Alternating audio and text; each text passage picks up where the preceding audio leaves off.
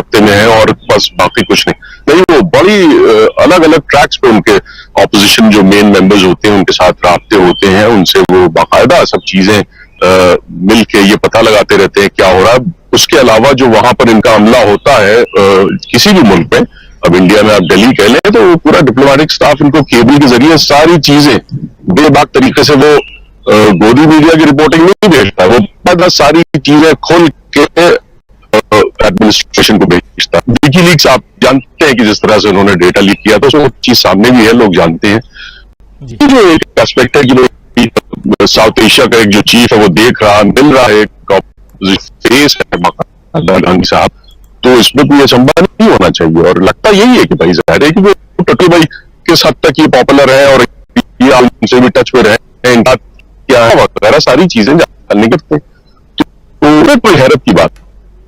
जी जी जी बिल्कुल, आता हूं दोबारा आपके पास। इसमें कोई हैरत की बात नहीं है अगर मुलाकात हुई भी है, और साउथ एशिया का पार्ट जो देखते हैं, साउथ एशिया के जो प्रभारी हैं डोनाल्ड लू के साथ में अगर मुलाकात हुई है, और भी थिंक टैंक या हो सकता है कि और भी अधिकारी और वहां के सरकार के जो प्रमुख अंग रहे हों, उन लोगों से मुलाकात अगर राहुल गांधी की हुई है तो इसमें क्या बुराई है? मीटिंग सीक्रेट हो या मीटिंग पब्लिक हो, लेकिन एक बड़ा चेहरा वो सांसद है या नहीं है, लेकिन पूर्व अध्यक्ष अपनी पार्टी का है, और उस हैसियत से तो वो, और सबसे बड़ी बात है कि एक से है राहुल गांधी की।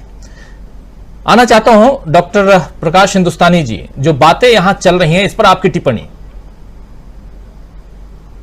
राजीव जी, सबसे पहली बात तो जयशंकर जी से शुरू करना चाहता हूं। जयशंकर जी में मुझे लगता है कि देवकांत बरुआ की आत्मा का प्रवेश हो गया पिछले दिन।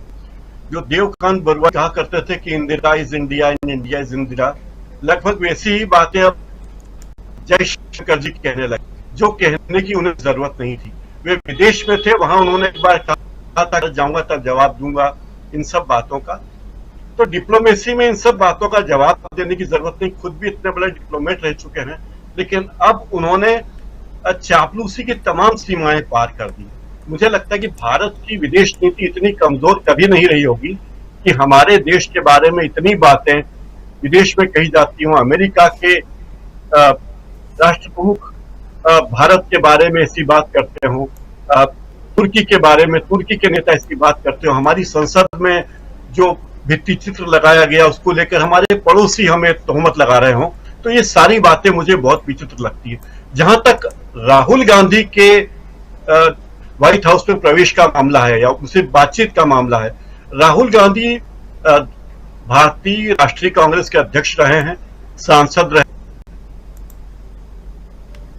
हैं, वो जानते हैं कि भारत के हित में क्या है, और ये सोचना एक अच्छी बात है। मेरे ख्याल से इस बात का स्वागत किया जाना चाहिए कि हर स्तर पर अमेरिका भारत से भारतीय नेताओं के संपर्क में है और वो उनकी बातें कर रहा है। और ये भारतीय डिप्लोमेसी क्या पूरी दुनिया की डिप्लोमेसी में यह होता है कि जब अमेरिका के राष्ट्र प्रमुख आते हैं या दूसरे किसी देश के राष्ट्र प्रमुख आते हैं, तो वे न केवल सत्तारूढ़ पार्टी के बल्कि विपक्षी नेताओं से भी मुलाकात करते ही हैं।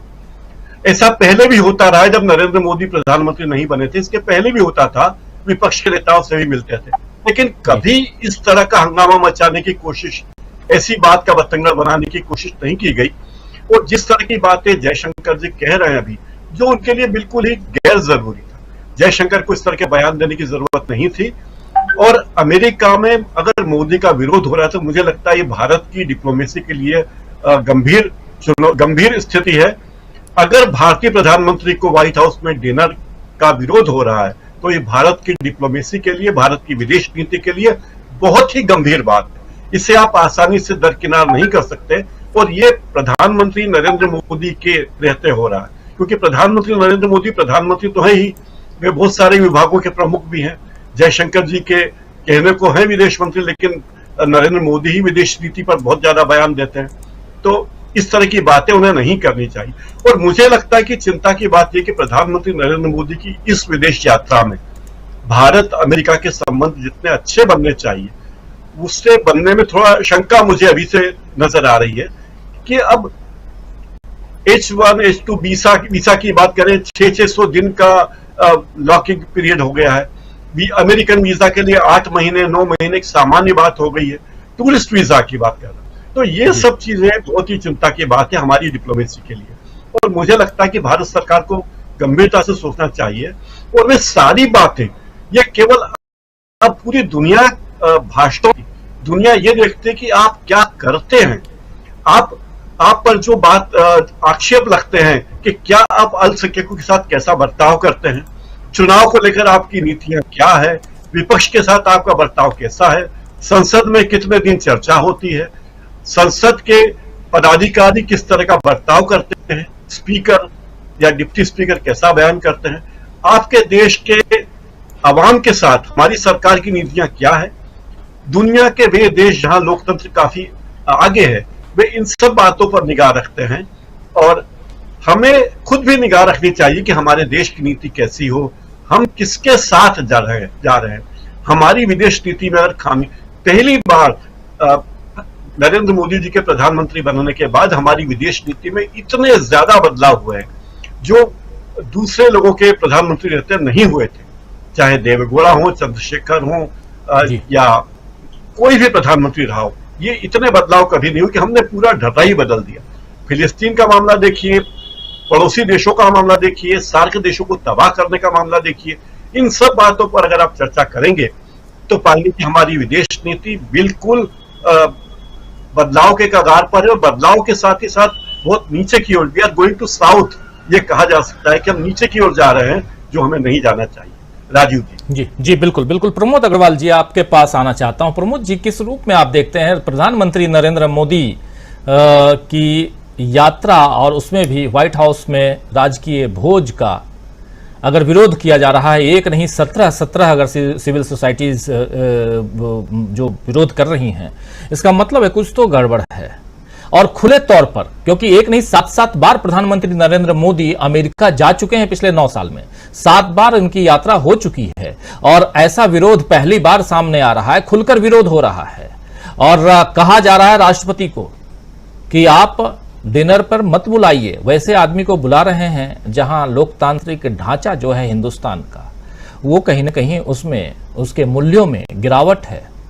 बहुत सारी बातें कही जा रही हैं। ये बात तब सामने आई है जब 2 दिन पहले भारत के लोकतंत्र को वाइब्रेंट लोकतंत्र कहा गया था। हालांकि उसके आगे की लाइन भी कही गई थी जिसके बारे में चर्चा हिंदुस्तान में कम, लेकिन लोकतंत्र की बात तो ये भी कर रहे हैं, 17 सिविल सोसाइटीज भी कर रही हैं, और उसका हवाला देते हुए कह रही हैं कि आप राजकीय भोज पे बुला रहे हैं, तो इसका मतलब है कि भारत में जो अलोकतांत्रिक घटनाएं हो रही हैं उसका अमेरिका साथ दे रहा है। साफ साफ ये अमेरिका पर, जो बाइडेन सरकार पर ये सोसाइटीज जो हैं वो आरोप लगा रही हैं।